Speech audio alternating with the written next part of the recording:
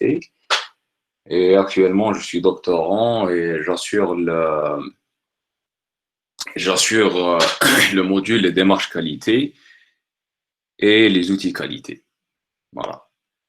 Donc, bon, tout d'abord, je tiens à préciser un petit truc, c'est la satisfaction personnelle de voir,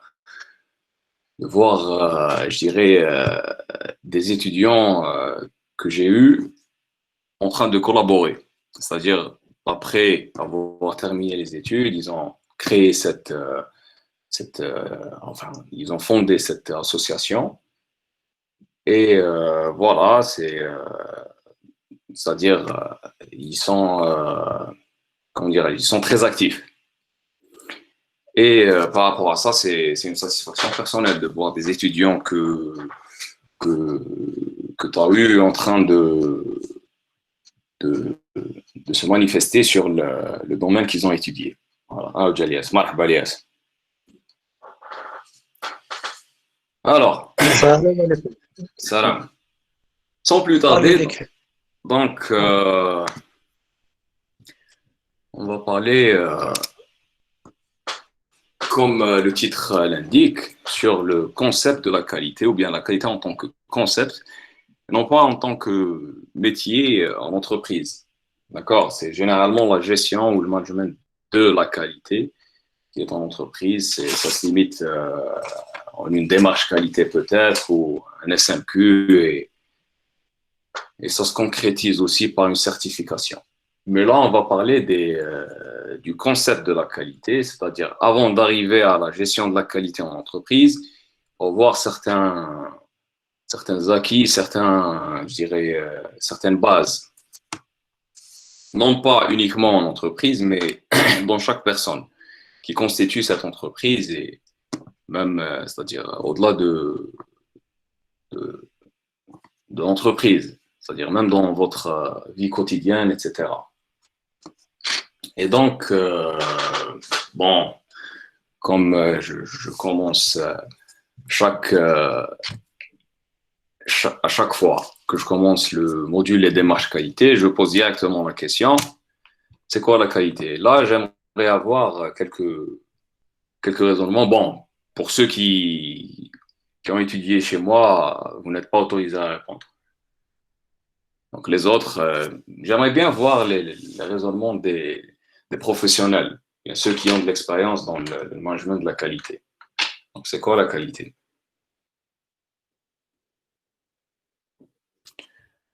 Est-ce que vous m'entendez?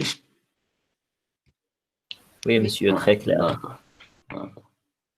Apparemment, tout le monde a été étudiant chez toi. Je vais voir la liste. Quand même, il y a 26 personnes. Ah non. Monsieur, Oui. est-ce que c'est en rapport avec la satisfaction du client ou bien du consommateur? Vous donnez votre point de vue et après on va voir. Ok. Donc c'est en rapport avec la satisfaction des clients. Ouais. D'accord. D'autres interventions?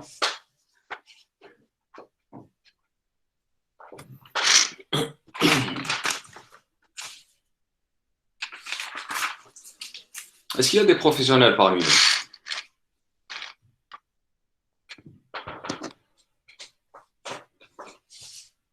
Apparemment, il n'y a que des étudiants.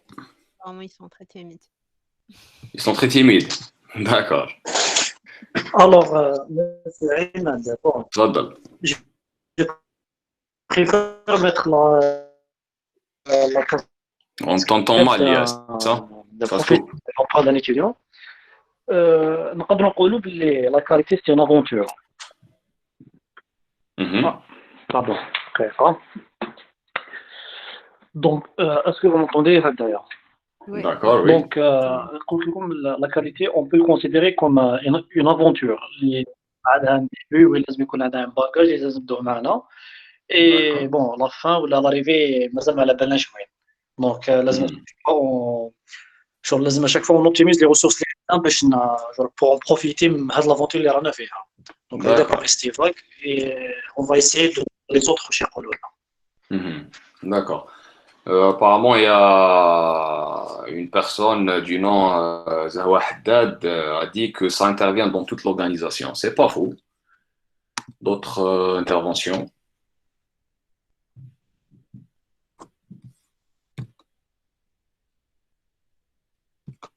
Bon, pour ne pas trop tarder, donc je vais directement entamer la présentation. Et donc, la notion de la qualité existe, on va dire, depuis l'existence de l'être humain.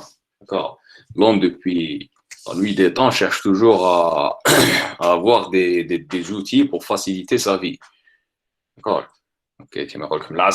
Il essaie d'avoir des outils tranchants peut-être pour trancher les arbres, pour chasser, etc. Et puis, petit à petit, ces outils ont évolué et se sont, on va dire, spécifiés par rapport au métier, par rapport au domaine d'activité. Par exemple, je sais pas, un menuisier, par exemple, il a ses propres outils. D'accord. Ces outils vont lui permettre d'exercer sa tâche plus facilement. Et en plus de ça, d'avoir un produit de qualité. D'accord. Et puis, si on veut parler d'histoire, en fait, la qualité qui est enseignée, je dirais, de nos jours, est reliée directement aux produits ou services que l'entreprise, c'est-à-dire actuelle, fait ou offre. D'accord. Et j'entends dire par entreprise actuelle, c'est, je dirais, ou bien du management d'entreprise actuelle, c'est du management qui remonte au, je dirais, Frédéric Taylor ou bien Schumpeter, etc. Pas plus. C'est le début du XXe siècle, la fin du XIXe siècle. D'accord. Mais avant, il y avait d'abord le concept, ou bien la notion de la qualité chez les êtres humains. D'accord. Mais aussi, il existait des entreprises. Je vais vous donner quelques dates.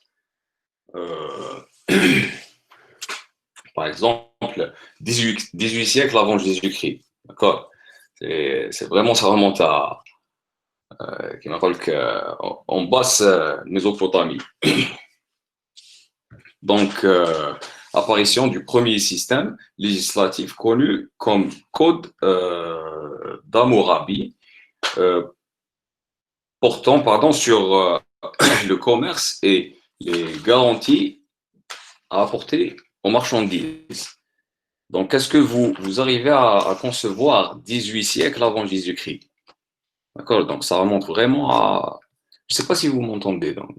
Yasmine, j'aimerais que... Oui, on t'entend très bien. Voilà, donc parfois, on est oui ou non, ou... d'accord. Si ça se coupe, vous me le dites, parce que moi, je chauffe la fenêtre terminée. Ok, d'accord. D'accord. Donc, cette notion de qualité existe vraiment depuis la nuit des temps. Avec les normes ou avec l'organisation ISO, etc. Ils ont juste standardisé ce qui existait déjà avant. D'accord. En 1400 ou bien 1498, il y a eu édition à Florence. C'est une sorte de manuel d'assurance qualité pour les pharmacies. En 1498, c'est très loin. En 1664, Colbert impose un contrôle qualité ou bien un contrôle de fabrication dans les manufactures royales. Et même en 1689, on a imposé même des contrôles qualité dans les arsenaux royaux. Et même avec ça, il y avait aussi une sorte d'audit, une forme d'audit pour les fournisseurs. En 1689, c'est vraiment très loin. Et ça a été prouvé par une lettre qui a été retrouvée entre un certain Vaubo, je crois, ou Vabo, je ne sais pas, j'ai oublié le nom. Donc, où on trouve même les principes du TQM, de la qualité totale, ou bien le management de la qualité totale. Satisfaction des salariés, satisfaction des clients, etc. Donc, c'est vraiment une notion très, très ancienne. Et puis, je relie cette notion de qualité aux outils de la qualité. Pourquoi? Parce que l'être humain a commencé à, je dirais, faire la part des choses, bien, comment dirais-je, à percevoir la qualité via les outils qu'il utilisait. D'accord? Et puis, qui marque le compte, petit à petit, ça s'est évolué, ça s'est spécifié selon les domaines d'activité, etc. Puis, en entreprise actuelle, c'est les outils de la qualité. D'accord? Ok, Oui, c'est monsieur. Oui, monsieur. Oui, oui, oui. Parfait. Et donc, ces outils, bon, on distingue deux types d'outils. D'accord. Dans les livres, vous allez trouver plusieurs types d'outils, etc. Mais le plus important, c'est d'avoir, c'est de comprendre ces deux familles d'outils. Donc, ou bien les outils d'analyse, qui sont généralement des outils qu'on utilise directement, c'est-à-dire des outils pratiques en entreprise. C'est des outils statistiques, comme les cartes de contrôle, comme par exemple les 5M Ishikawa, etc. Mais ce qui nous intéresse aujourd'hui, c'est les outils d'approche. Et quand on parle d'approche, c'est justement, on parle de la notion qualité, du concept de la qualité, etc. Je cite le PDCA. Le PDCA pratiquement, tout le monde le connaît. Il est facile, facile à comprendre, mais difficile à, à le pratiquer, on va dire. Pourquoi? Parce que ça demande justement ce concept de la qualité, il faut qu'il soit acquis ou bien il faut qu'il soit chez les personnes qui vont utiliser le PDCA. D'accord? Ben, comme, je sais pas, il y a le PDCA, le 5S, le Kaizen. D'ailleurs, plus tard, mademoiselle Benbourish va vous faire une petite présentation sur deux outils qui sont très importants justement sur ce point, sur la qualité en tant que concept chez la personne. D'accord? C'est le Kaizen et les 5S. Voilà. Et donc, pour définir la qualité, est-ce que c'est un standard? Non. Un standard est une norme, c'est un référentiel, on va dire, une norme qu'on doit se référer, à qui on doit se référer pour obtenir un Allô? certificat. Oui, oui. On n'arrive pas à entendre. Ah, وين حبستوا؟ 5 secondes. لا لا problème عندك mademoiselle. Ah, mais là, D'accord. D'accord. Donc, قلنا, est-ce que c'est un standard? Non, ce n'est pas un standard. D'autant plus qu'un standard est, ou bien une norme, c'est l'appellation, je dirais, familière à la gestion de la qualité ou au management de la qualité. Donc, une norme reste valable jusqu'à sa mise à jour. D'accord? Et donc, non, la qualité n'est pas un standard. Une certification non plus. Une certification n'est qu'un document, valable pendant 3 ans. D'accord? Et on peut le renouveler. Un SMQ, non plus. Bon, quand je parle de certification, de standard ou d'SMQ, je parle des définitions de ces termes. D'accord? Un SMQ, non, parce que beaucoup peuvent vous donner la définition d'un SMQ. C'est un ensemble de techniques ou d'activités qui sont, je sais pas, là, mises en œuvre dans l'entreprise afin de bien gérer la qualité. Non, c'est pas ça la qualité. Un état d'esprit, oui. D'accord? Mais vous allez comprendre plus tard. L'amélioration continue, pareil. Et puis, arrivé à ce point, je dirais qu'on ne peut pas donner une définition à la qualité. Voilà, parce que si on définit la qualité en 2, 3 lignes ou 4 lignes, d'accord, ça devient un standard. C'est ça la définition de la qualité. Ça et ça et ça et ça. En plus, si on va voir les définitions qui se trouvent la norme ISO, d'accord, 9000, on la relie directement produit ou service. D'accord? Donc, on parle de produit ou service de qualité. D'accord? Ou bien, ce sont je dirais, un ensemble de caractéristiques, d'accord, qui représentent un produit ou service de qualité afin de quoi? De satisfaire les besoins ou exigences des clients. D'accord? Donc là, la qualité est reliée aux produits et services. Donc, c'est pas ça une définition de la qualité. La qualité, c'est l'amélioration continue. C'est le terme je dirais, le plus approprié pour définir la qualité.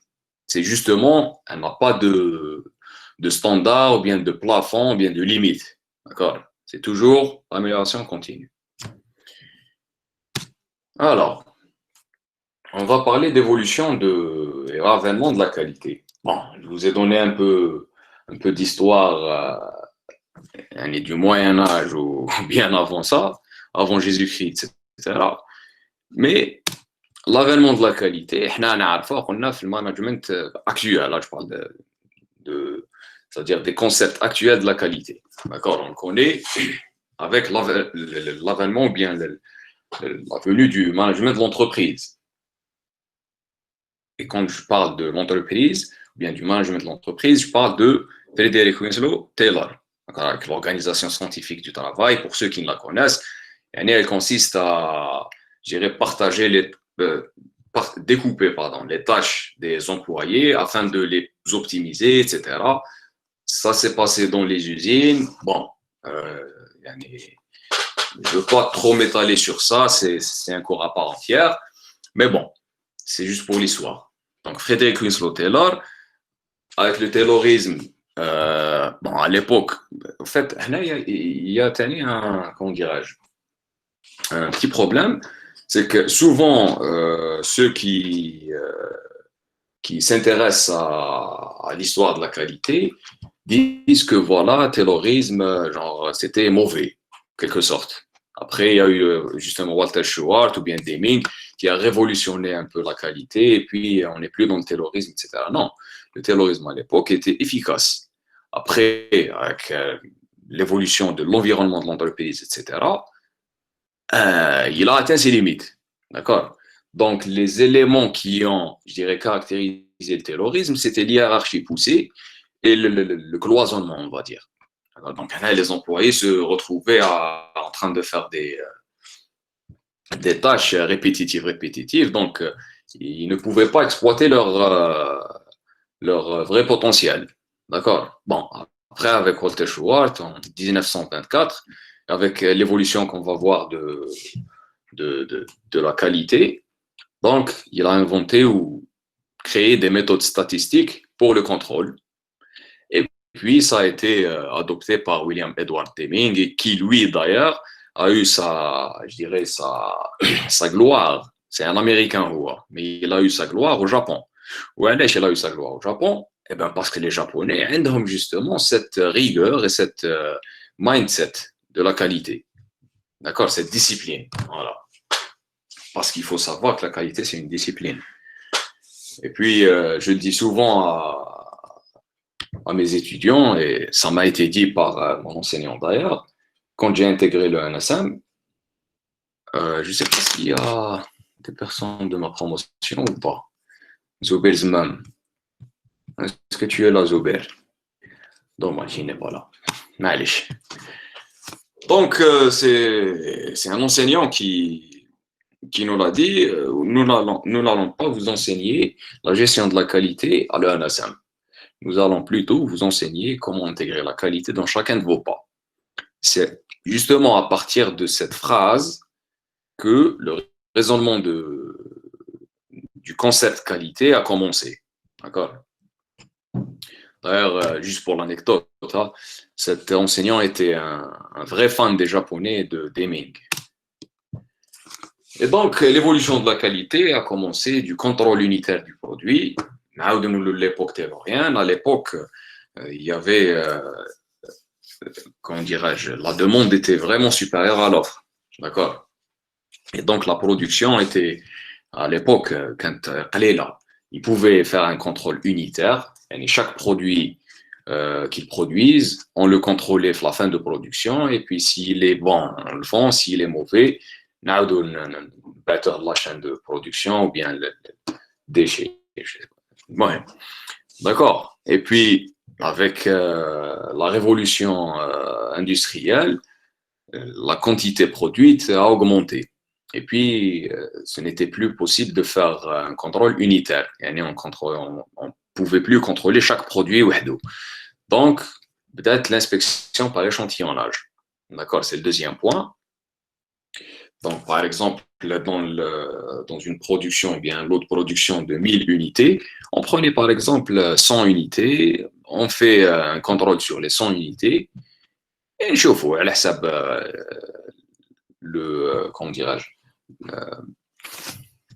la tendance, d'accord? Si on a plus de défauts sur ces 100 unités que des produits conformes, avec le lot, etc. Mais ça avait aussi ses limites. D'accord? Donc, c'est à partir du troisième point où il faut vraiment la révolution du contrôle qualité. D'accord? Et d'ailleurs, la qualité en entreprise a évolué justement par le contrôle. Et donc, la naissance de la maîtrise statistique des procédés, non pas du produit fini. Donc, là, on s'intéressait plus le procédé de fabrication. Et on pouvait faire du contrôle par des méthodes statistiques. Et c'est ce qui a engendré l'apparition de l'assurance qualité, ensuite la création des normes internationales selon les expériences et l'ancienneté de quelques entreprises, etc. Donc, peut-être l'ISO, etc. Vers le management total de la qualité, on a introduit l'aspect environnemental, on a introduit l'optimisation des coûts, l'efficience, c'est vraiment c'est du management précis de la qualité. Voilà. Est-ce que c'était clair pour le moment? Jusqu'à présent. Oui, oui, oui. Oui, monsieur. Oui, très clair. سمعتوا كل شيء. كلش. Parfait. Et donc, un petit schéma pour résumer un peu l'évolution de la qualité. Donc, verticalement, on a l'état du client. D'accord? Donc, de méfiant jusqu'à confiant. Et confiant, c'est l'objectif de chaque entreprise. D'ailleurs, même pour les sciences commerciales ou le marketing, etc., on cherche tous à avoir la confiance des clients. Et puis, horizontalement, on a correctif, préventif, c'est ce qui se passe en entreprise. D'accord? Donc, avant, à partir, on va dire, le début du XXe siècle, d'accord, donc de 1900 jusqu'à 1940, etc. Donc, c'était un contrôle final, un contrôle final des produits. Et puis, petit à petit, là où il faut les lacunes, etc., le contrôle en cours de processus ou bien des procédés de fabrication. Et là, on est toujours dans le correctif. D'accord? Donc, si on trouve correctif, si on trouve un problème, on le corrige. C'est une réaction. D'accord? C'était du management réactif. Et puis, après cette période, en 1960, là, on est entré dans l'assurance qualité. Et là, bon, si on voit le petit schéma, logiquement, vous n'arrivez pas à voir le curseur, c'est ça? Oui, pas de curseur. Allez, c'est pas grave. Mais bon, mais le plus, le point 0 c'est le plus. Donc, dès qu'on est rentré l'assurance qualité, là, le consommateur, ou bien le comportement du consommateur, il va vers la confiance. D'accord? Et on est plus dans le préventif, ou bien le management proactif. D'accord? Donc, l'assurance qualité, ensuite la qualité totale, etc. C'est chercher la qualité du premier coup. Voilà. Et donc, bon, ça c'était une brève histoire de la qualité. Et malheureusement, ce qui s'enseigne, je dirais aujourd'hui, concernant le management de la qualité, tend de plus vers le management de la qualité en entreprise, c'est-à-dire les outils de la qualité qu'on utilise en entreprise, c'est la certification, les normes, pas plus. D'accord? Alors que Hadak, ce n'est qu'une virgule du management ou bien de la qualité, du concept de la qualité. Parmi ce qui s'enseigne, heureusement, il y a les 14 points de Deming qui sont, je dirais, un détail des 8 principes ou 7 principes du management qu'on retrouve dans l'ISO. D'accord? Et c'est justement ces 14 points représentent le concept de la qualité. C'est-à-dire, bon, concept de la qualité, c'est-à-dire la façon d'appliquer ou bien d'introduire ce concept en entreprise, mais ces 14 points Hadoma vont, je dirais,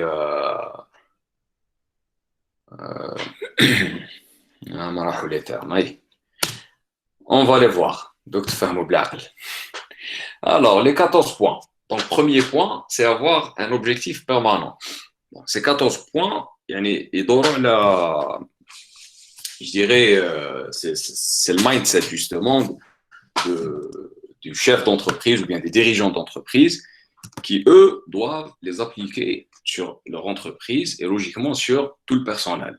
C'est-à-dire l'entreprise, bien les collaborateurs dans l'entreprise, c'est-à-dire le haut dirigeant jusqu'au, je sais pas, jusqu'au agent de sécurité, donc doivent tous avoir cette façon de raisonner, on va dire. D'accord? Et donc, le premier point concerne un objectif permanent. Et là, je donne toujours l'exemple du cap.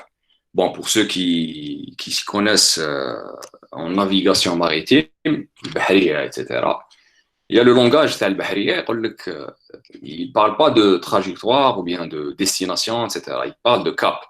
Cap vers telle ou telle fréquence. D'accord? Cap vers, je ne sais pas, le cap Caxine, par exemple, c'est comme on dit, Ma'lem, في البحر.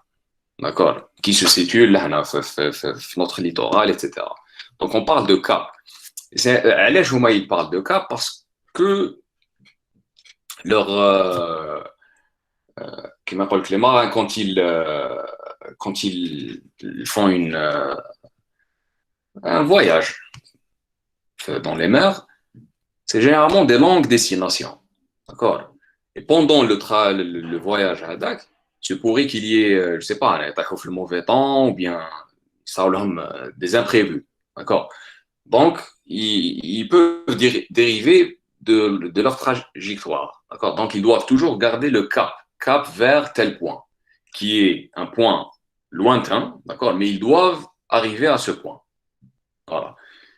Dans le raisonnement de Deming, d'accord? Donc, créer un objectif permanent pour l'entreprise, c'est avoir un cap vers quoi? Vers l'amélioration continue. C'est ça. Donc, le fait d'avoir déjà le cap, c'est un point très loin, d'accord? Et puis, viser l'amélioration continue. Ça, c'est un objectif permanent et qui permet à l'entreprise de s'améliorer continuellement. D'accord? Deuxième point. Est-ce que vous m'entendez? Oui, on vous entend. Oui, monsieur, perfect. Deuxième point, donc adopter une nouvelle philosophie. C'est généralement ça comment dirais-je, c'est surtout pour les professionnels. Principe tfahmou. Quand vous parlez à vos, je dirais, responsables d'une démarche qualité ou c'est-à-dire de quelque chose qui n'est pas concret, d'accord? هنا تلقاو un vrai problème. Un réel problème, c'est que généralement les gens Je confirme. Parfait. Donc, généralement, les responsables ne peuvent pas, comment dirais-je, concevoir un tel investissement, bien un tel changement de façon de gérer, de management, etc., sans qu'ils puissent quantifier le résultat. D'accord? Et donc, adopter l'un des exemples d'une nouvelle philosophie, c'est justement de cesser d'accepter un niveau acceptable. D'accord? Ou bien d'autoriser un niveau acceptable. Le niveau acceptable, niveau de qualité, bien sûr. D'accord? Peut être en interne, comme il peut être en externe. En interne, c'est-à-dire les employés doivent être formés pour leurs tâches. D'accord? Il bien et bon, il est à la limite acceptable, d'accord? Et on laisse faire. Non, il faut le former, il faut c'est-à-dire le mettre dans un environnement propice, d'accord? Pour qu'il puisse bien exercer sa tâche et la faire, je dirais pas avec perfection, mais voilà, il faut cesser d'accepter le niveau acceptable de ton travail. Et en interne, c'est généralement les fournisseurs. Quand on achète la matière première, il faut vraiment s'assurer de la qualité de cette matière. D'accord, on n'accepte pas on n'accepte pas un niveau de qualité, bien une qualité de produit qui. Je ne veux pas dire 100% parce que vous allez comprendre. La qualité ou bien le management de la qualité, il faut éviter les chiffres. Les chiffres, bon, je m'excuse, parfois j'ai plusieurs idées qui font un peu d'encombrement dans ma tête, mais bon. Les chiffres absolus. Donc, l'objectif absolu. D'accord. Mais il ne faut pas non plus dire, c'est-à-dire un produit 100% de qualité, etc. D'accord. Donc là, ce qu'il faut retenir, c'est de cesser d'accepter le niveau acceptable du travail, de la qualité de produit pour les fournisseurs, etc. D'accord. Donc le troisième point, cesser de compter sur l'inspection massive. Quand on parle d'inspection massive, c'est justement le contrôle de la fin de production. D'accord. Et il faut intégrer la qualité, c'est-à-dire depuis la conception jusqu'à la livraison, la distribution. D'accord. Et viser toujours la qualité du premier coup. Pour le quatrième point, donc mettre fin au choix des fournisseurs, basé uniquement sur le plus bas coût. C'est-à-dire, surtout on cherche toujours à maximiser le profit. D'accord. Donc, on achète généralement la matière première la moins chère pour qu'on puisse la vendre le plus cher possible et gagner beaucoup. D'accord. Non. Il faut toujours chercher le délai et la qualité. Et il faut, par rapport à ce point, il faut aussi cesser de, comment dirais-je, il faut minimiser les coûts en instaurant une relation mutuellement bénéfique avec le moins de fournisseurs possible. D'accord. Si, je donne un exemple là, si j'ai 4 fournisseurs, je vais essayer d'instaurer une relation de confiance avec un seul fournisseur et éliminer les 3 autres. Cette relation va être bénéfique pour moi et pour mon fournisseur. Ça va me permettre d'avoir un produit de qualité, d'accord, avec le moindre coût. Donc, ça serait l'idéal, on va dire. Cinquième point, donc rechercher les problèmes. D'accord. Rechercher les problèmes, c'est faire justement comment dirais-je, utiliser des techniques statistiques pour le contrôle. D'accord. Depuis la planification des activités jusqu'à la réalisation, les services, et la distribution. C'est toute la chaîne ou bien sur tous les processus d'entreprise. D'accord. Donc, il faut faire des contrôles statistiques sur chaque processus et chaque activité qui se fait en entreprise. Et puis, avec ça, on va être dans l'amélioration continuellement. Voilà. Donc, sixième point, mettre en place des techniques modernes de la formation. Et là, ça parle de, je dirais, évaluation des employés. D'accord. Donc, pourquoi les évaluer? Eh bien, pour justement voir si, par exemple, Monsieur X fait son travail comme il le faut. D'accord. Alors, surtout pour ceux enfin, les entreprises qui ont des CDI, par exemple. D'accord. La culture, le CDI, c'est bon, c'est un net. Eh ben non, il faut évaluer justement les performances des employés. Là, il y a le fameux dicton de Deming. Si vous pensez que la formation coûte cher, essayez donc l'incompétence. Est-ce que vous m'entendez? Oui, monsieur. Si vous permettez, Oui, bien sûr. c'est par rapport à la formation. C'est réglementé de 1% de la masse salariale pour les entreprises. C'est réglementé 1% pour les formations. Et pour l'évaluation de la compétence, c'est une exigence de la norme ISO 9001 2015. Donc, c'est obligatoire pour l'entreprise certifiée. Oui. D'évaluer les compétences de ses employés. Tout d'abord, marhaba bek, Mustafa. Allah يسلمك خويا. D'accord. Et puis, oui, certes, il y a la réglementation en Algérie, le chiffre d'affaires qui doit être dédié, enfin, le pourcentage du chiffre d'affaires qui doit être dédié à la formation. Mais nous avons la situation les entreprises en Algérie. D'accord, chez Algériennes, c'est les entreprises en Algérie.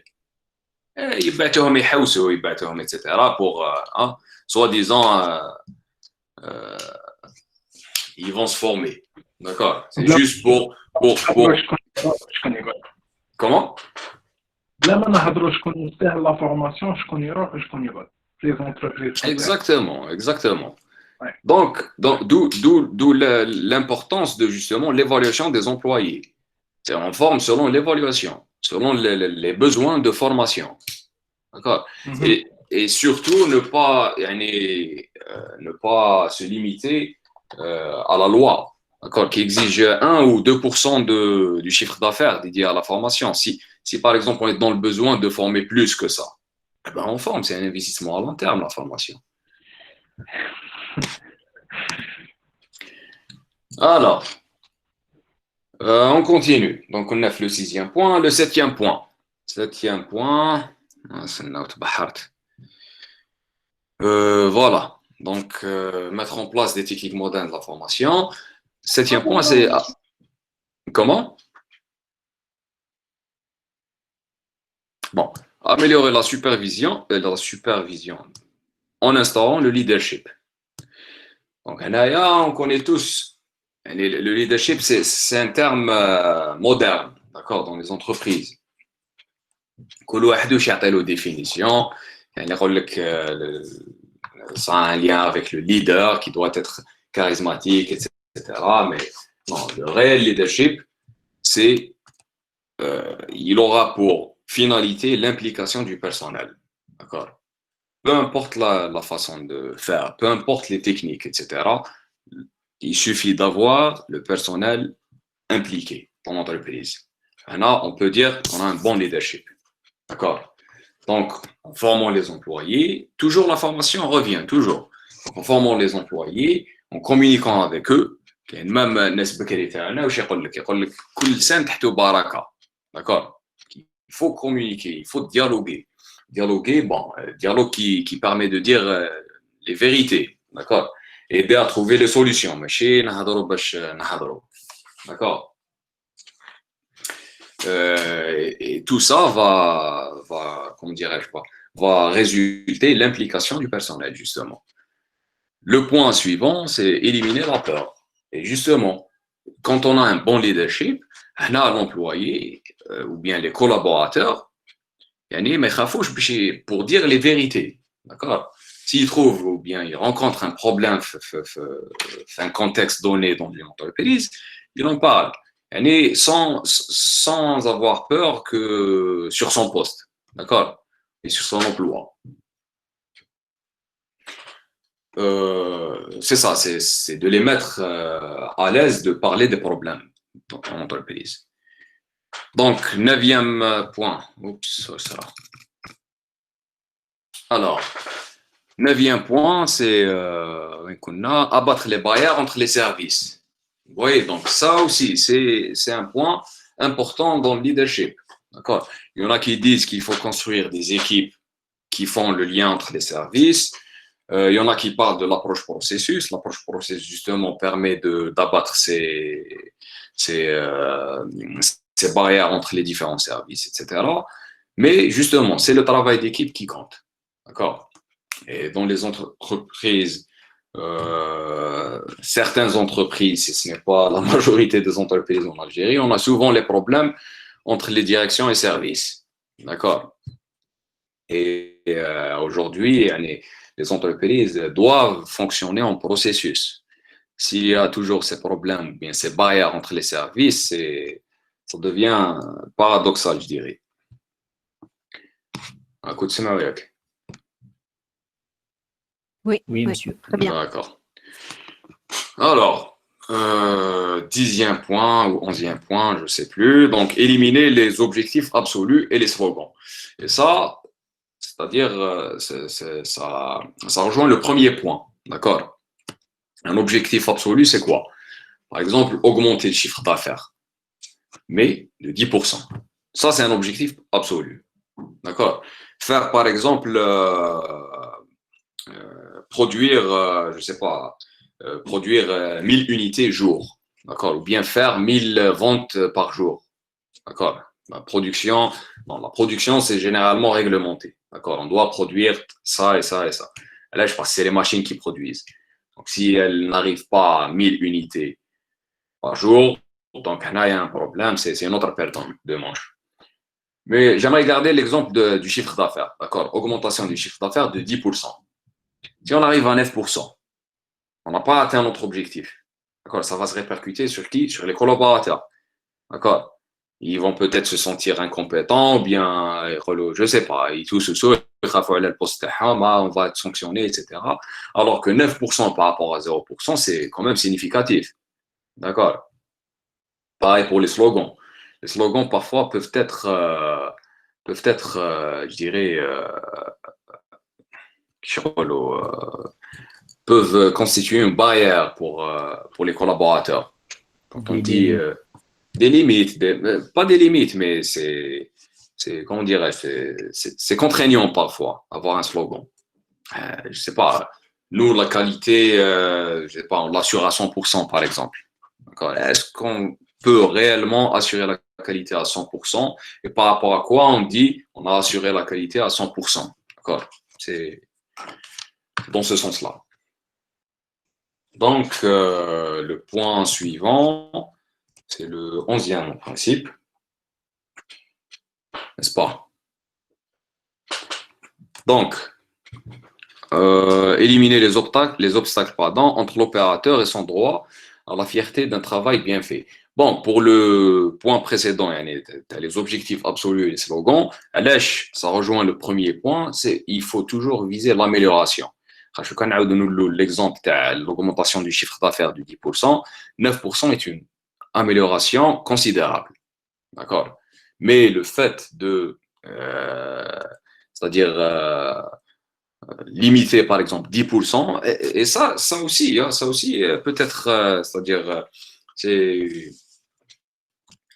comment dirais-je, dans le cas où on peut dépasser les 10%, d'accord? Les collaborateurs vont s'arrêter à 10%. Par exemple, dans un mois, on va faire une augmentation de 10% du chiffre d'affaires. Et dans 15 jours, on a 10%. Bon, pas dans tous les cas, ça arrive, mais ça arrive avec certains collaborateurs. Et puis, parfois, comme je l'ai dit, il y a 9 ou 8%, ou le deadline, etc., ça va être fait au détriment de la qualité. Donc, il faut toujours viser l'amélioration et la laisser ouverte. Donc, éliminer les obstacles entre l'opérateur et son droit à la fierté d'un travail bien fait.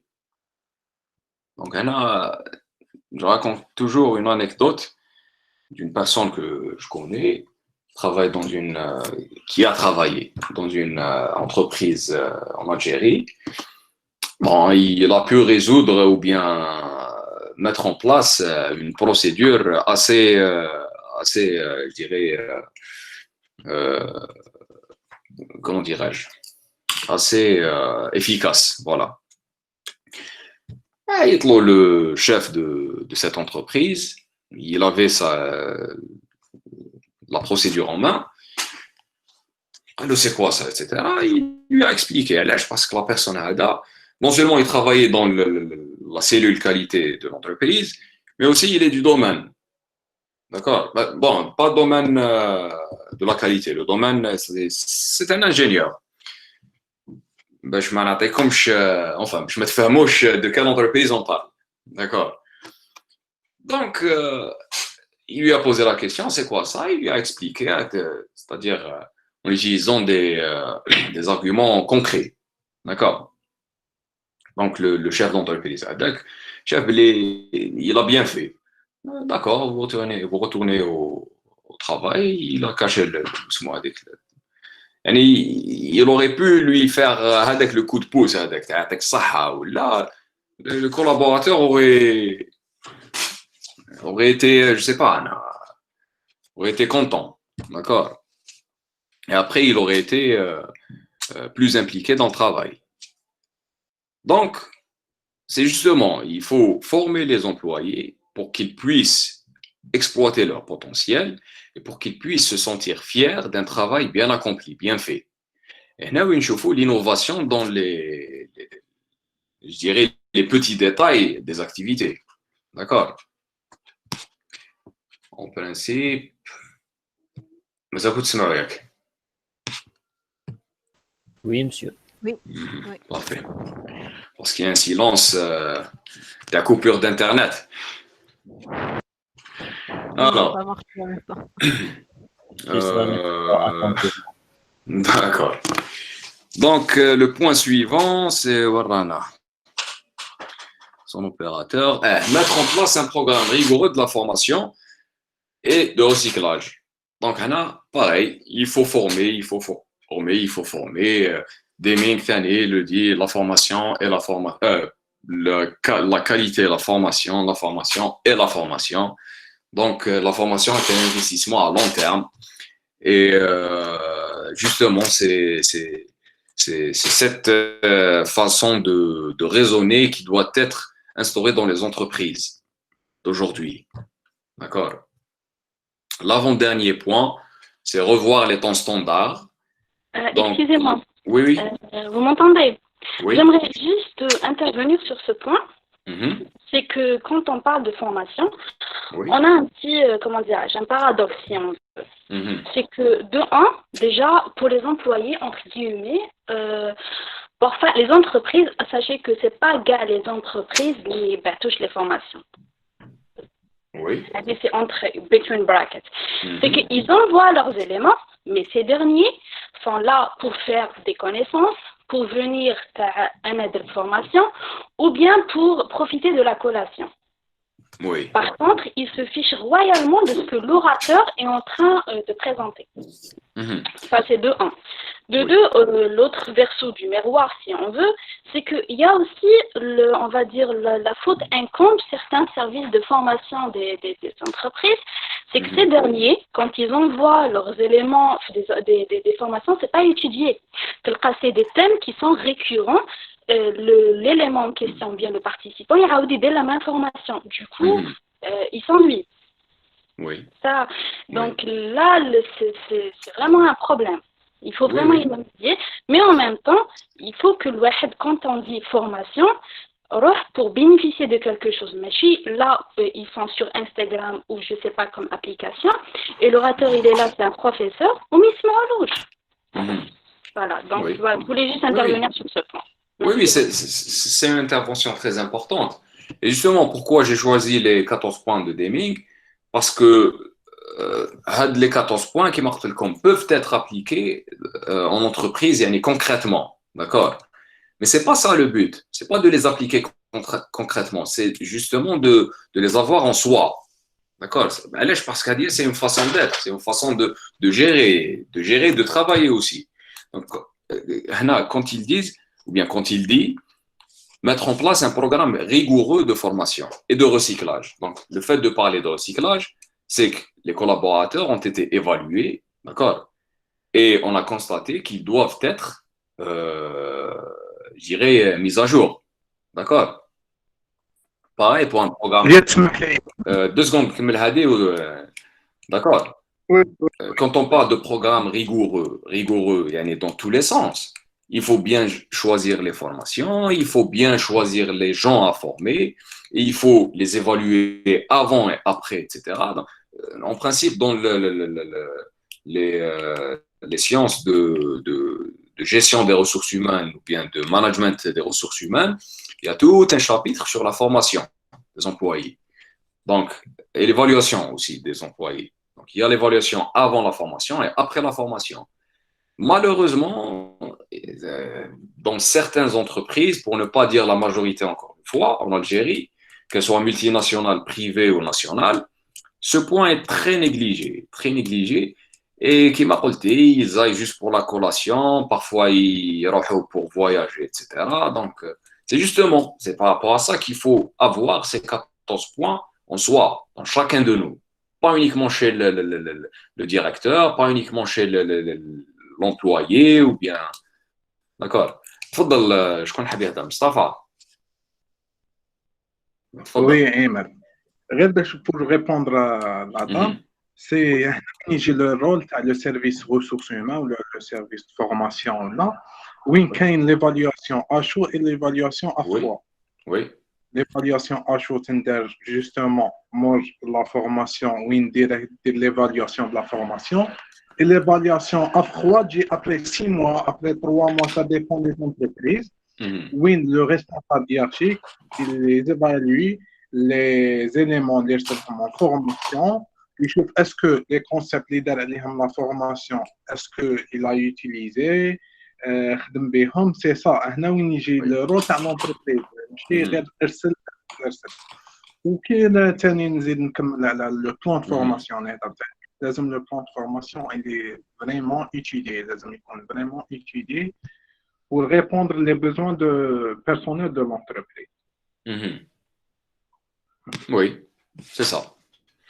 Ça, c'est ajouter quelque chose. Oui, C'est oui. la formation au poste de travail qui est très important, surtout au niveau opérationnel. Enfin, j'étais dans une multinationale et j'ai vu cette approche de formation où on voit les résultats le lendemain.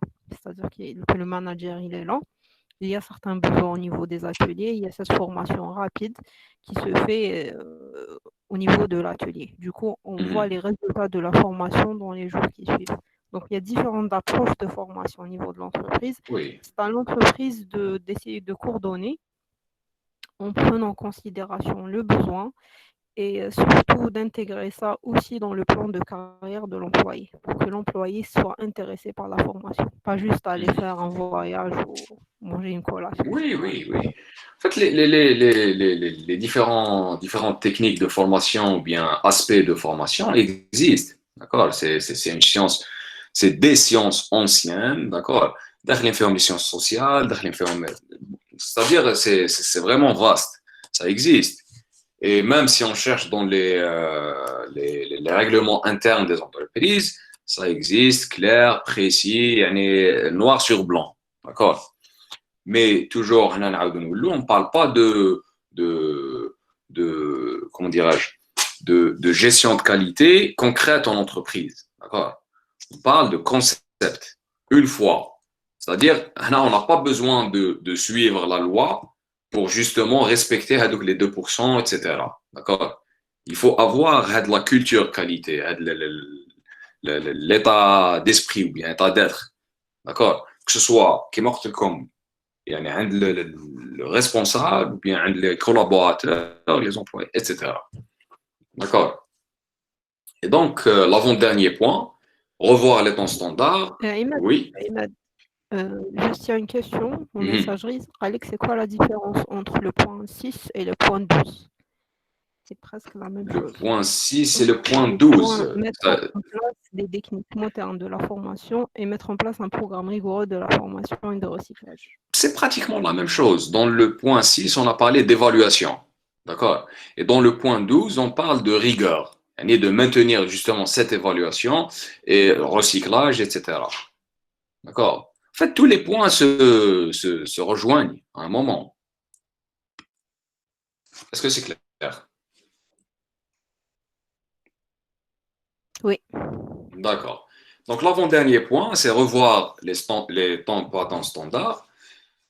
Par exemple, si on fabrique une chaussure en 2 heures, d'accord, toute la chaîne de fabrication, elle a 2 heures, la chaussure finie.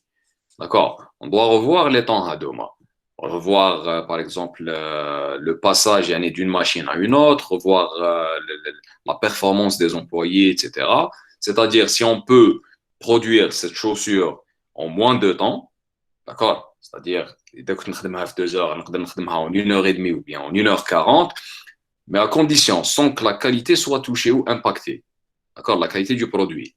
Alors, je le ferai. Pourquoi? Parce que la qualité intègre 2 choses. Le temps, voilà, elle intègre les délais de livraison et elle intègre le mot, je n'ai plus le mot. Donc, il faut revoir les temps standards. D'accord? C'est simple, il faut partir du principe, si je peux produire ou bien réaliser ma tâche en un temps, c'est-à-dire plus rapidement que d'habitude, ou bien que le standard, ou bien que le temps qui soit dédié à cette tâche, je le fais, sans que la qualité soit impactée. Et le dernier point, je l'ai mis en gras, c'est mobiliser le personnel de l'entreprise pour accomplir la transformation managériale. Justement, il faut, si on veut créer une équipe de sensibilisation, parce que au départ, le changement managérial ou bien le changement de philosophie de gestion, etc., c'est une chose, c'est pas évident à faire en entreprise. D'accord? Surtout dans le management de la qualité. D'accord? C'est quelque chose de, qui m'appelle de pas clair. D'accord? Qui se quantifie difficilement et à long terme. D'accord? Donc, pour cela, il faut vraiment sensibiliser, communiquer, justement mettre en place une équipe pour justement veiller sur l'application des 13 points Hadoma. Voilà. Parce que c'est une transformation managériale qui nous le chauffe. Si on applique les 13 points Hadoma, en fait, on les appelle les 13 plus 1 ou bien les 14 points de Deming. Les 13 points Hadoma, quand on les applique en entreprise, c'est vraiment une transformation managériale.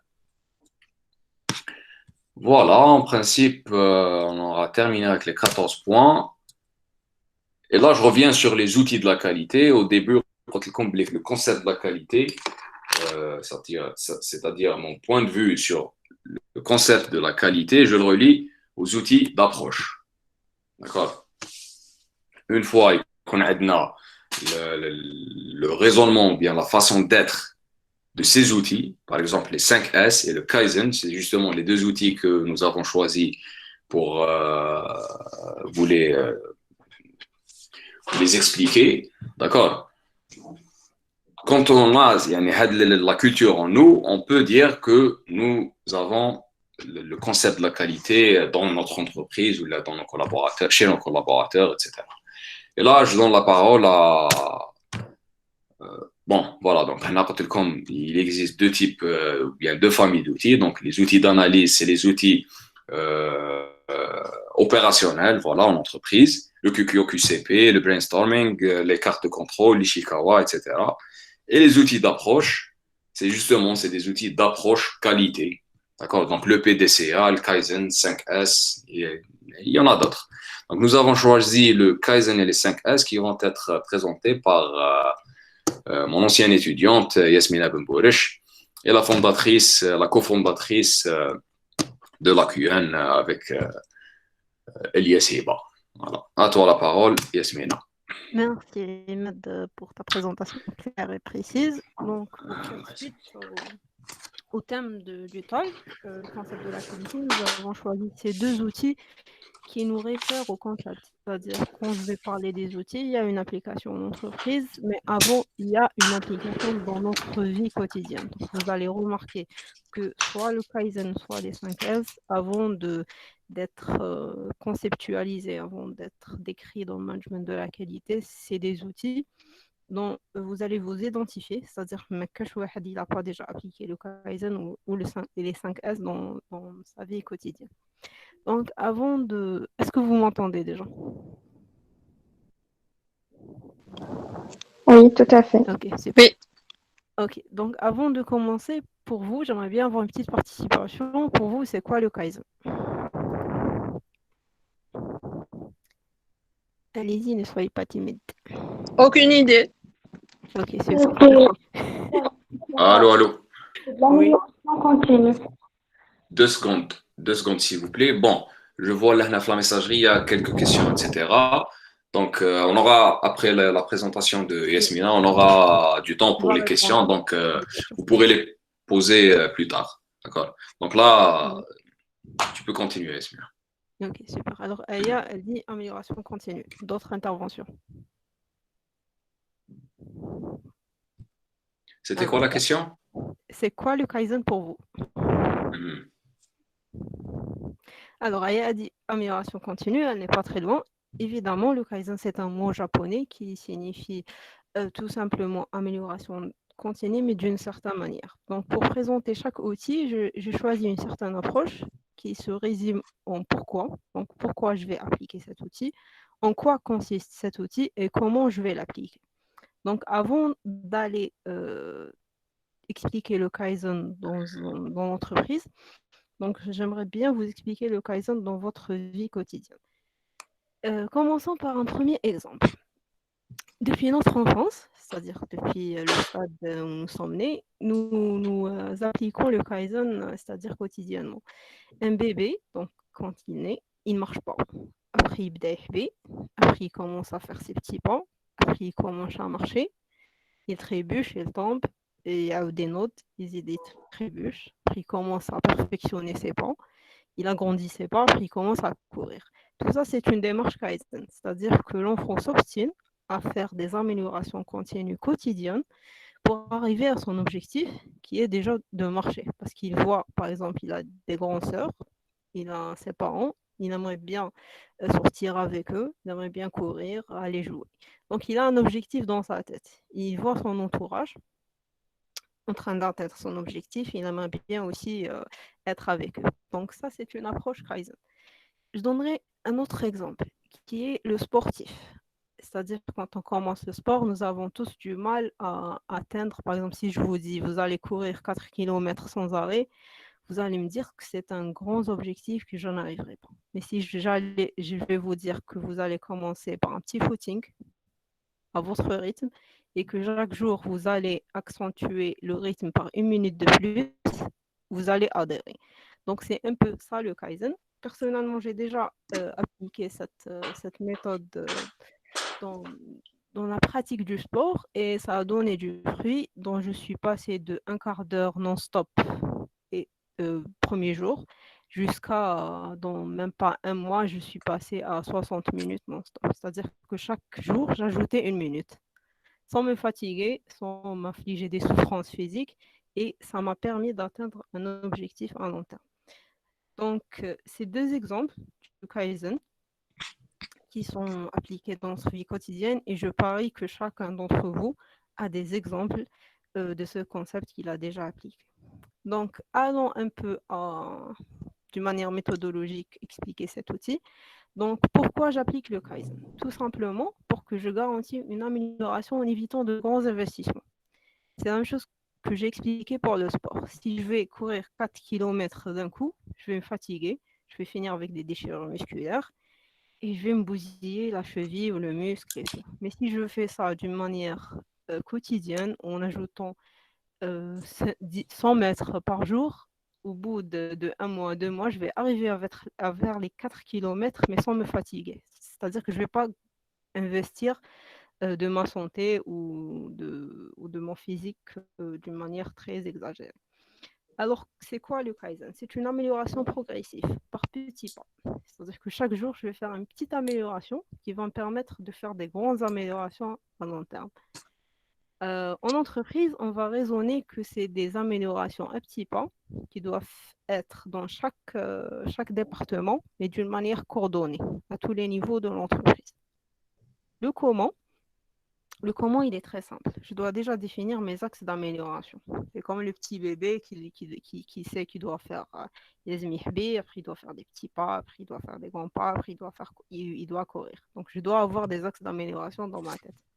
Après, je dois définir les objectifs à long terme, c'est-à-dire d'ici 1 mois, 2 mois, 3 mois, où je veux y être. Et après, apporter chaque jour une petite amélioration pour atteindre l'objectif final.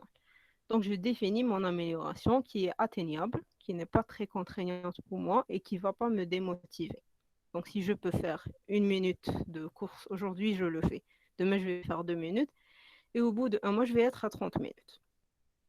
Donc, le Kaizen nous enseigne quelque chose, c'est qu'il faut y avoir une persévérance pour atteindre l'amélioration continue à long terme. C'est-à-dire, au lieu de travailler d'une manière très agressive pour moi, pour mon moral, mais d'une manière spot, je dois le faire d'une manière continue, à un rythme allégé et qui me convient.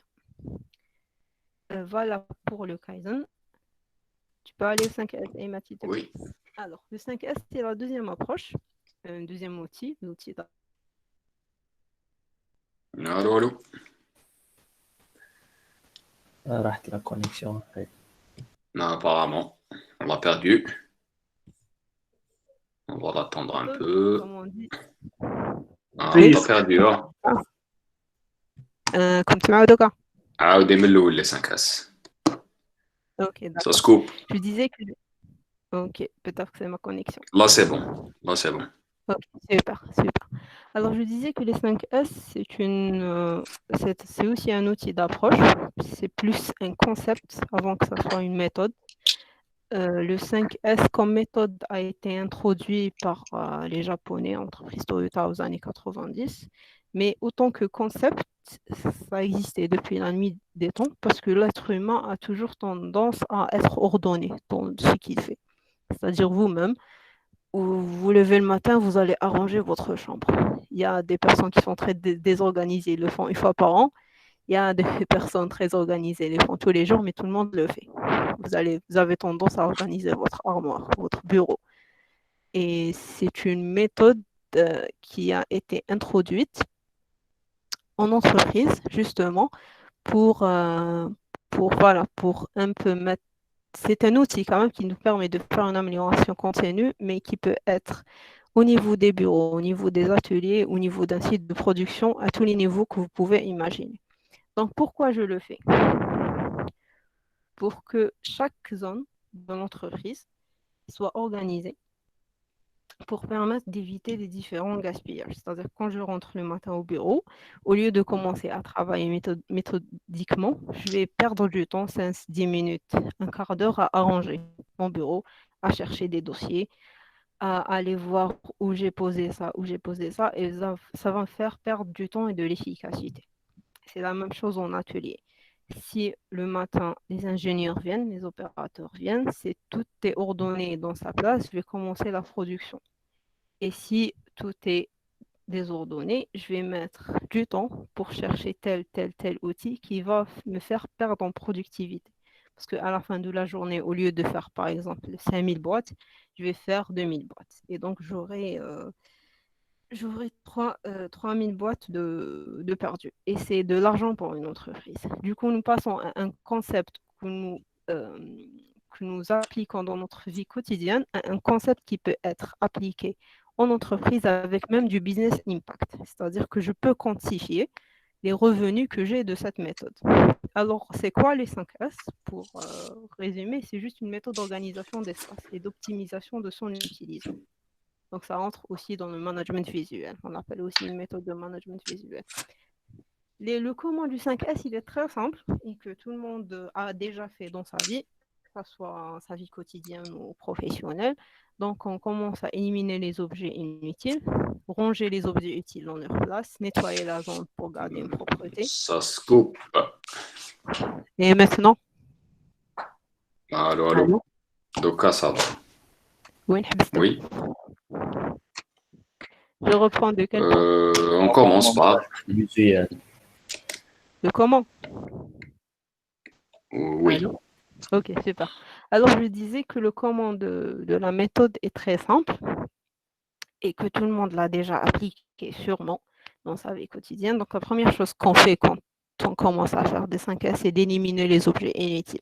Donc, je suis dans un atelier de production, vous êtes dans votre bureau, vous commencez à jeter par exemple les feuilles que vous n'utilisez plus, les stylos qui ne marchent plus.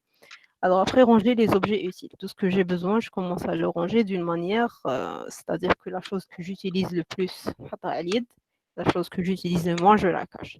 Nettoyer la zone, c'est-à-dire garder une certaine propreté dans la zone où je travaille. Après, standardiser la solution 5S.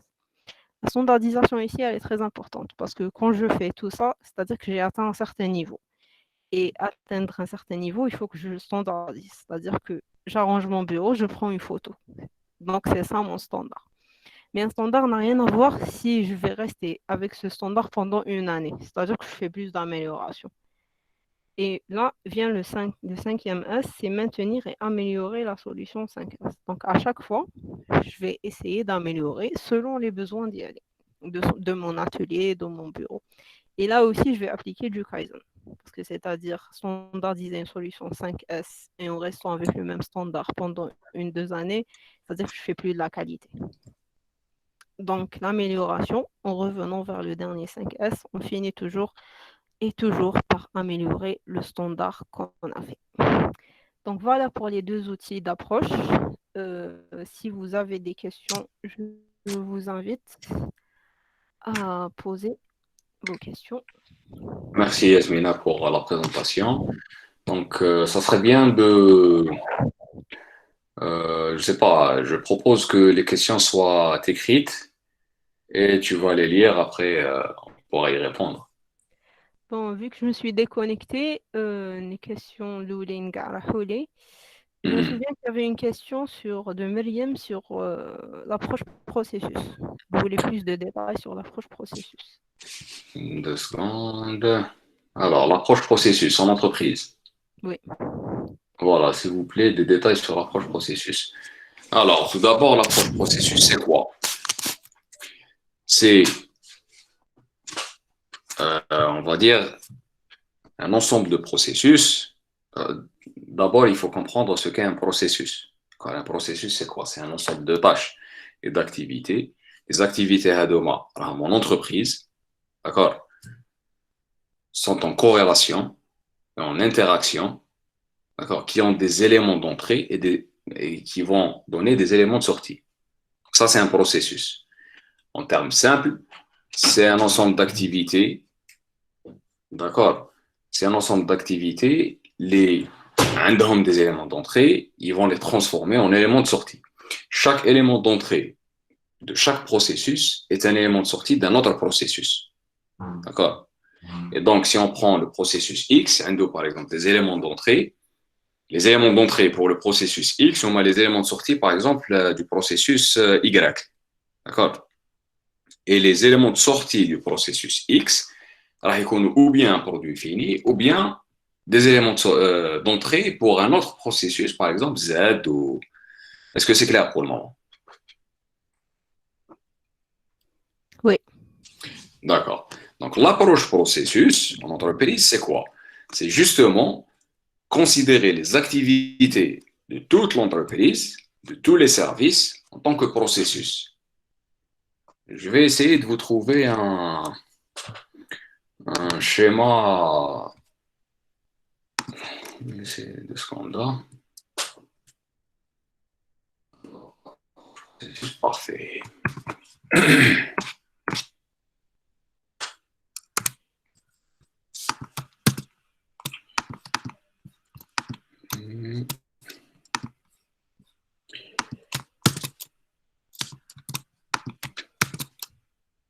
Voilà.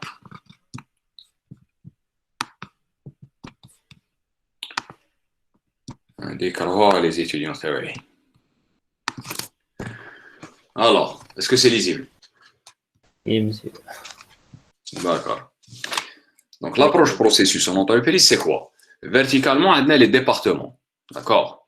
D'abord, le département commercial, département planification, département de production, département d'achat. D'accord? Oui, monsieur. Et horizontalement, on a un processus. L'exemple, il y a un processus logistique. Le processus, les activités, les faits, viennent de plusieurs départements. Donc, le département commercial, ou bien le service commercial, il y a deux activités. Donc, gérer les commandes, prévoir les ventes. Ensuite, 2 autres activités du département de planification, c'est planifier les capacités apparemment de production ou de livraison. D'accord? Plan directeur de production. D'accord? Pour le département de production, c'est ordonnancé. Et puis, le dernier département ou service des achats, gérer les stocks et ordonnancer les livraisons. Et toutes ces activités représentent le processus logistique. L'approche processus en entreprise, c'est justement avoir plusieurs processus qui définissent les différentes activités de l'entreprise et qu'on regarde horizontalement. C'est justement avec ça qu'on va décloisonner les services. D'accord? Les barrières entre les services, etc. C'est justement avec l'approche processus qu'on va réussir à avoir une gestion horizontale ou transversale. On appelle ça la gestion transversale. C'est en quelque sorte considérer l'entreprise comme un ensemble de processus. Chaque processus a son propre objectif, mais l'ensemble de ces processus a l'objectif de l'entreprise ou les objectifs de l'entreprise. Voilà.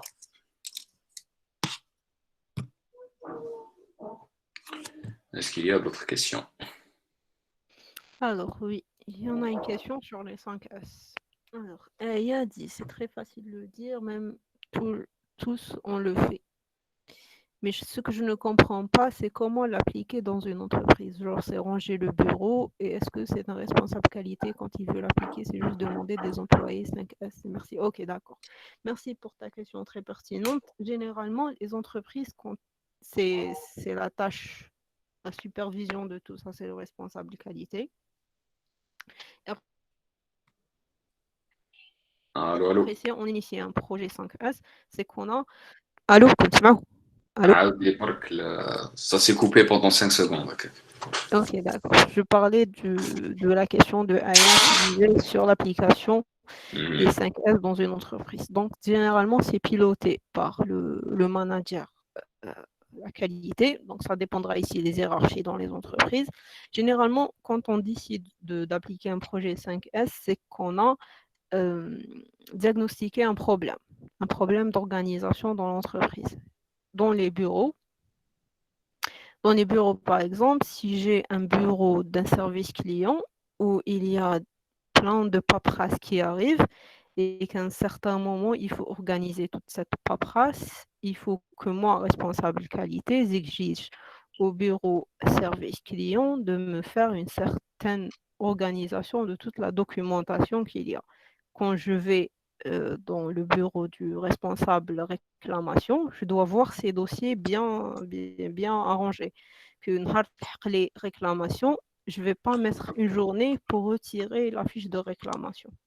Vous voyez un peu l'intérêt des 5S. Ce n'est pas juste à ton bureau et tu l'arranges comme tu veux, mais ça doit répondre à un problème. C'est-à-dire, j'ai un problème, je sors avec les 5S comme solution et je commence à l'appliquer. Et de l'arrangement, ça va faire gagner du temps. Quand j'ai une réclamation ou quand j'ai un client qui se présente, qui veut voir ses dossiers, je ne vais pas mettre 1 heure d'attente parce que l'attente du client, ça fait partie du système qualité, les délais et tout. Donc, un client qui attend 1 heure, 2 heures, c'est de l'insatisfaction. Donc, il faut savoir lier un peu dans votre tête l'intérêt de la méthode 5S avec la satisfaction du client. C'est la même chose en production. Par exemple, j'ai un atelier de production où j'ai plusieurs outils. C'est-à-dire qu'il y a une chaîne, il y a des outils qui doivent être utilisés dans la chaîne de production pour avoir un produit final. Ma capacité, mon objectif de production, la capacité de production est de produire 5000 boîtes. Si mon atelier ne répond pas au 5S, ça va être désordonné et du coup, je vais mettre beaucoup de temps à chercher ces outils pour pouvoir travailler. Alors que si chaque outil avait sa place dans l'atelier, étiqueté et tout, bien rangé, bien nettoyé, bien entretenu, parce que même 5S fait à l'entretien. Donc, c'est un outil, je l'entretiens bien, il me tient 3 ans. Si je ne l'entretiens pas, il me tient 1 année. Ça fait aussi des pertes en argent pour l'entreprise. Donc, il faut avoir en tête l'impact business des 5S. Ce n'est pas juste ranger pour ranger, mais ranger pour avoir un but. Non seulement la satisfaction du client et l'impact business final. Voilà, j'espère que j'étais claire. Oui. Est-ce que le contrôle de qualité se contredit avec le management de la qualité? Non. Non, c'est le contrôle, le management de la qualité, c'est, on va dire, de façon globale. Le contrôle, c'est une activité qui se fait en entreprise. Le contrôle par rapport au produit. Par rapport au produit ou au service. On peut faire du contrôle sur le service. Ouais. Mais toujours est-il, ça reste exactement, ça reste une activité qui se fait en entreprise. Le management de qualité, c'est... Ouais.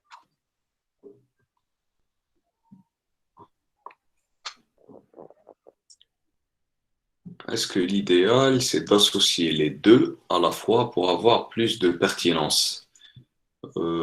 Associer de quoi, Monsieur Brahim? C'est Brahim Bourab. Associé de quoi? Il parle Kaizen, les 5S, monsieur. 5S et Kaizen. Ah, Oui.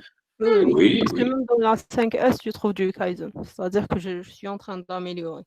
Si tu vas aller vers le 5e S, ça parle d'amélioration. Donc là, ça rentre le Kaizen. Même si je vais faire des petites améliorations chaque jour, c'est bénéfique. Alors, Meriem, c'est quoi la différence entre méthode et concept? Concept Kaizen et méthode 5S. Le concept, généralement, c'est une manière de penser. Quand on parle d'un concept ou un truc conceptuel, c'est que je suis en train de raisonner de cette manière. La méthode, elle nous donne les étapes de comment réaliser.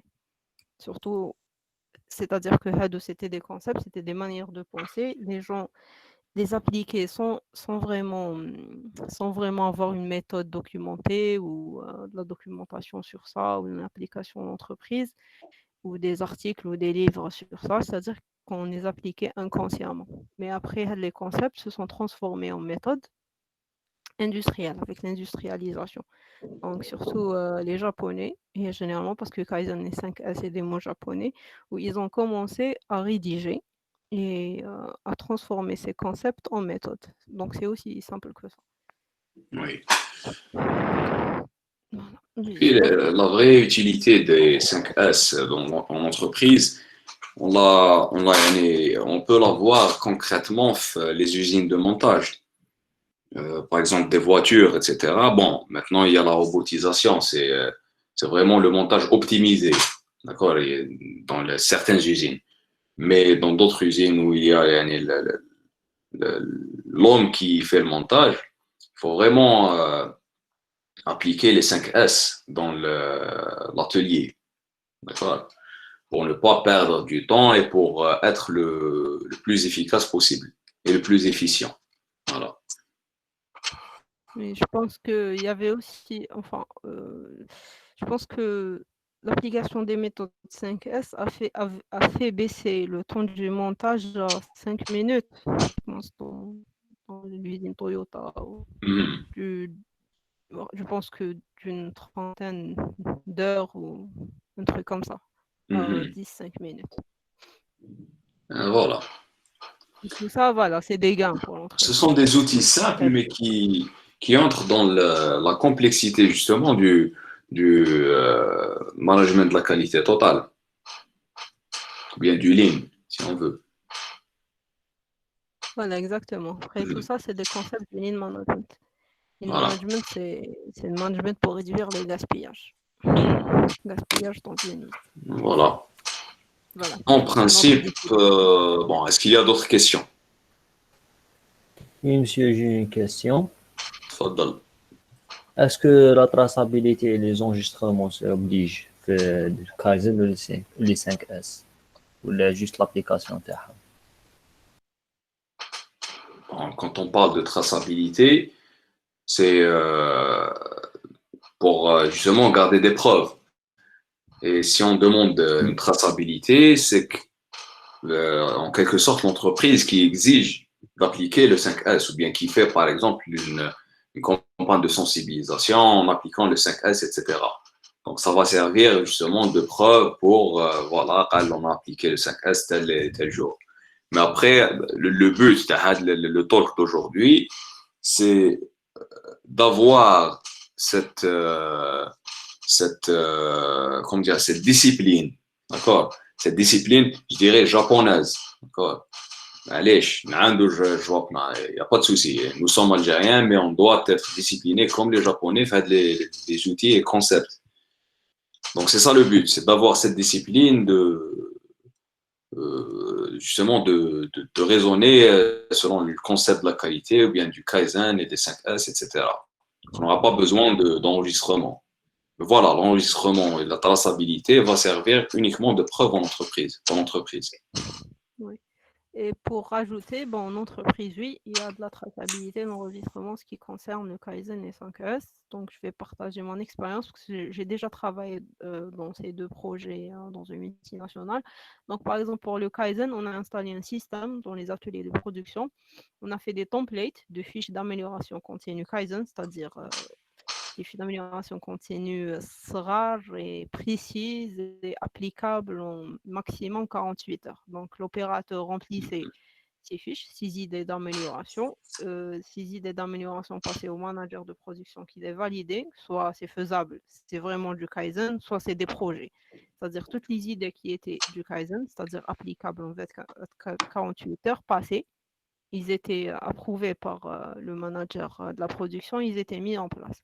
C'est comme si on gardait une traçabilité de toutes les idées qui se faisaient en production. Et c'était la même chose pour les 5S. Les 5S, c'était, on traçait carrément sur papier l'idée, c'est-à-dire que on mettait sur papier l'emplacement 5S de l'atelier. C'est-à-dire qu'il y a la machine là, un pupitre ici, les outils avec place home, et on mettait le business impact 1000 fois. C'est-à-dire que cet emplacement permettait de gagner 45 minutes en production. C'est-à-dire Yasmine, oui. pardon, on te demande d'augmenter un peu le volume. هكا كنت معه. En principe, ça va être meilleur. Ok, c'est le maximum. Je pense que le micro qui est un peu défectueux. Je disais qu'en atelier de production, on mettait sur le papier même le business impact de l'application de la solution 5S. C'est-à-dire que cet emplacement de l'atelier, de cette organisation de l'atelier, me permettait de gagner 45 minutes en production. C'est-à-dire avant que je fais cette organisation, je perdais 45 minutes juste en ordonnant l'atelier. Du coup, 45 minutes, c'est des boîtes, c'est de l'argent. Voilà, c'est juste une idée de comment on faisait la traçabilité, l'enregistrement des deux concepts, des deux méthodes. Il y a une question qui dit, une entreprise peut-elle créer un système Lean sans avoir de système management qualité? Il faut demander à M. Makassi, en principe.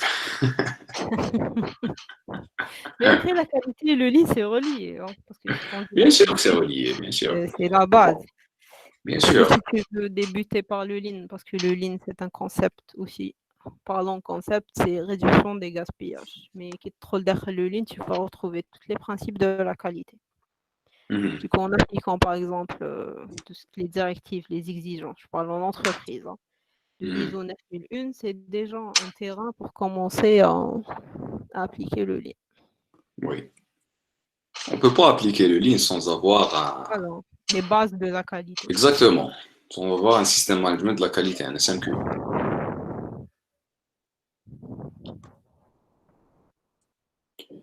Est-ce qu'il y a d'autres questions?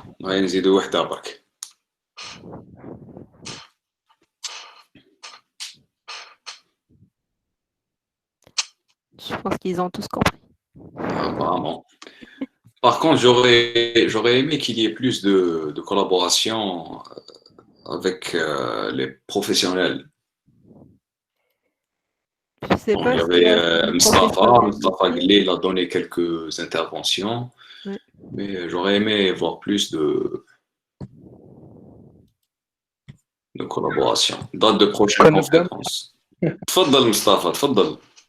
Non, ça serait intéressant justement de voir la question du concept et puis voir la réalisation en entreprise. Par rapport au concept management qualité ou la qualité pour les entreprises, toujours c'est difficile d'appliquer le management qualité pour les entreprises. Ou qui une question par rapport est-ce que c'est applicable d'appliquer au Kaizen ou les 5S sur une entreprise. Donc, pour un début, pour une entreprise, لازم تبدأ par les outils simples, les QPO, CCP ou la brainstorming pour impliquer le personnel dans le concept qualité ou la philosophie. On a fait les 14 points de une philosophie de management qualité. Il faut, j'aimerais bien que les entreprises ou les étudiants ou les professionnels maintenant ماذا يبداو بهذا les outils من بعد نروحوا للكايزن باسكو كي نهضروا على كايزن ولا لي 5 اف ياسمينه قالت لك تبدا من بيرو و arranger un bureau بان سهله mais en réalité c'est très difficile. Oui, je suis d'accord. Entièrement d'accord avec toi.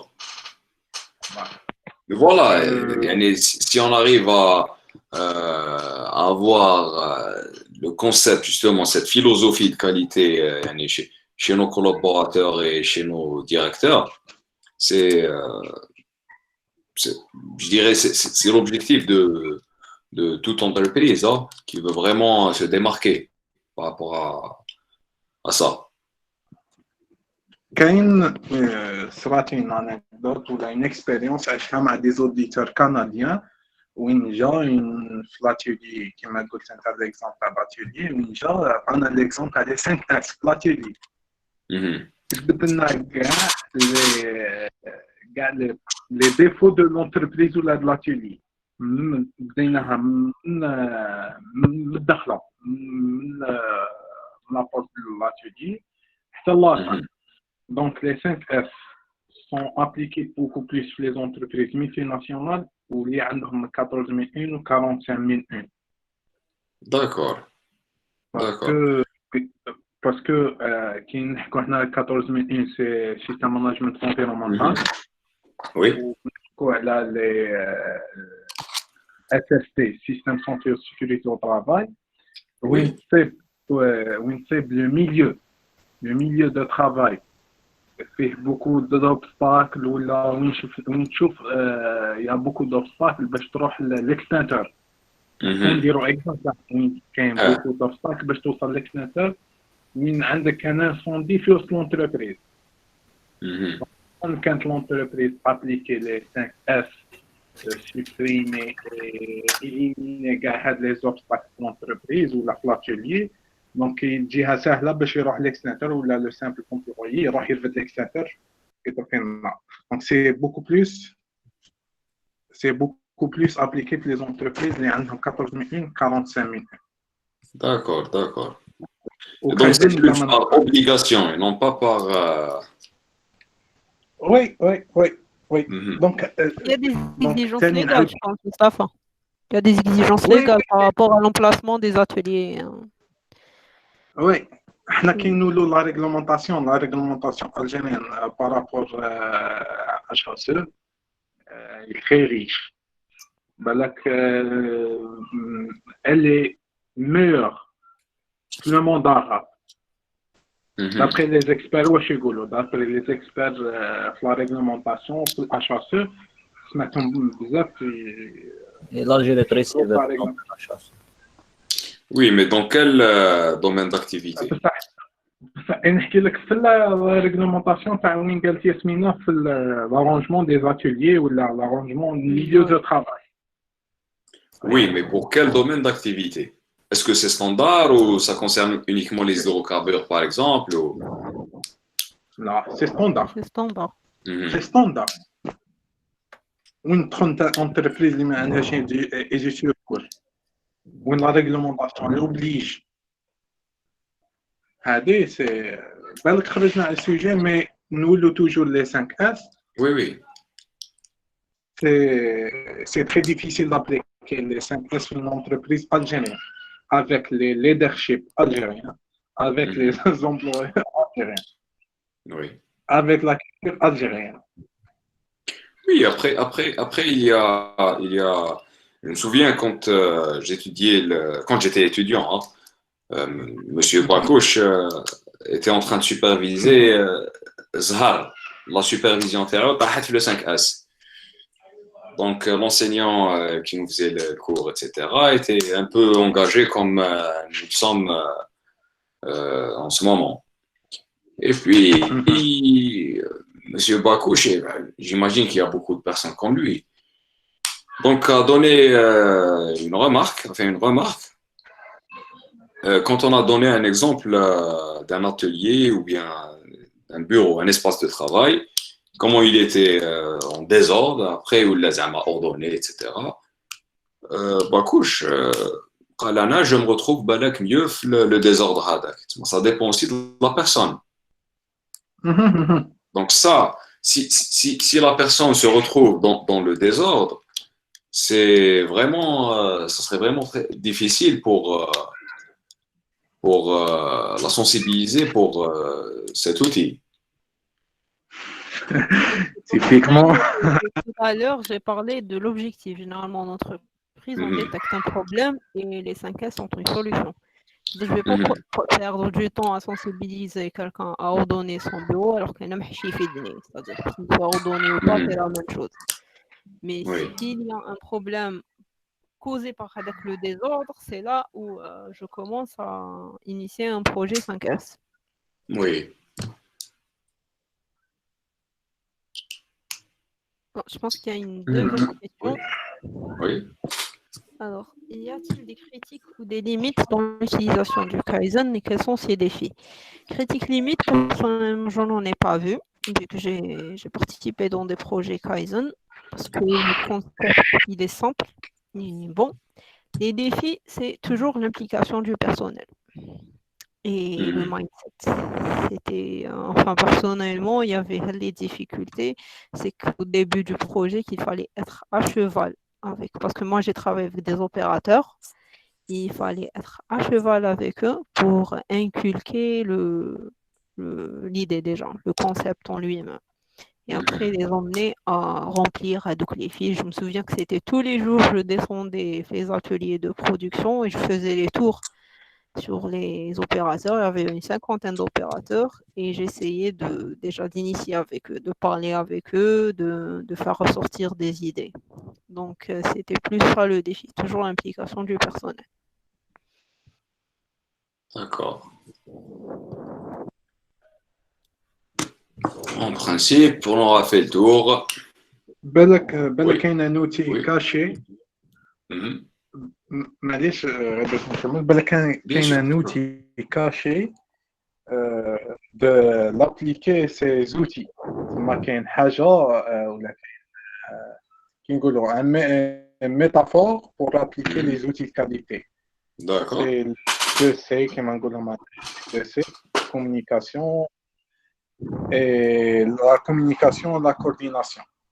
Exactement. Bien sûr. Ouais. Bien sûr. C'est la Pour clé du l'appliquer, succès. pour l'application, oui. Oui, entièrement d'accord avec ça. Il ne faut pas aussi se lasser et être démotivé. Il faut être persévérant et faire ça tous les jours. Aussi. Ouais. Mais en même temps, il faut pas être rêveur. Hein. Parfois, c'est-à-dire, je ne me permets pas de dire qu'il faut revoir ces enseignements, etc., qui nous ont été transmises, mais il faut revoir les standards, justement, parce que, surtout par rapport au discours du leadership, etc., parfois, il faut sanctionner. La sanction a sa place en entreprise. D'accord? Mais il y a des limites, comme on dit. D'accord? Donc, la communication, oui, c'est très important, etc. Mais à un moment, il faut être ferme, il faut être strict. Et c'est ça un manager. Hein?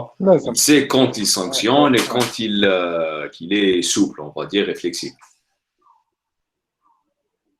الديريكتور تاعنا يقول لك لازم تعرف وقتاش تجرح وقتاش تداوي. Exactement, c'est ça. Exactement, oui. Et surtout pour notre société, hein? Pour une société qui n'est pas, je dirais, qui ne soit pas impliquée, on va dire, sensibilisée. يقول لك الوقت اللي لازم تحقق اوبيراسيون دير لوبيراسيون تاعك وقلع دايرك الميكرو الوقت اللي تحقق باش داوي C'est ça. C'est ça. Exactement. Donc, s'il n'y a pas d'autres questions, je vous remercie. Il y a une autre question qui parle de la date du prochain événement ou prochaine conférence. Ça va, restez branchés sur la page. D'accord, donc c'est votre tâche, toi Elias. Voilà, Eh restez branchés sur la page pour avoir toutes les nouvelles des prochaines conférences. D'accord. Donc, je vous remercie tous, y compris toi, Elias, Yasmina. D'accord. J'espère que je n'ai pas été trop long et j'espère que j'ai été le plus explicite possible. Ok. Merci Imad d'accepter notre invitation et pour la présentation claire et précise. Merci Il n'y a Mustafa pas de pour souci. tes interventions riches, Merci. comme Merci, d'habitude. Imad. Allah يسلمك مصطفى ça m'a fait plaisir d'échanger avec toi. Merci beaucoup. Le plaisir est partagé. نتلاقى إن شاء الله في l'ENSM pour un meilleur échange. إن شاء الله إن شاء الله إن شاء الله ولا مرحبا بك.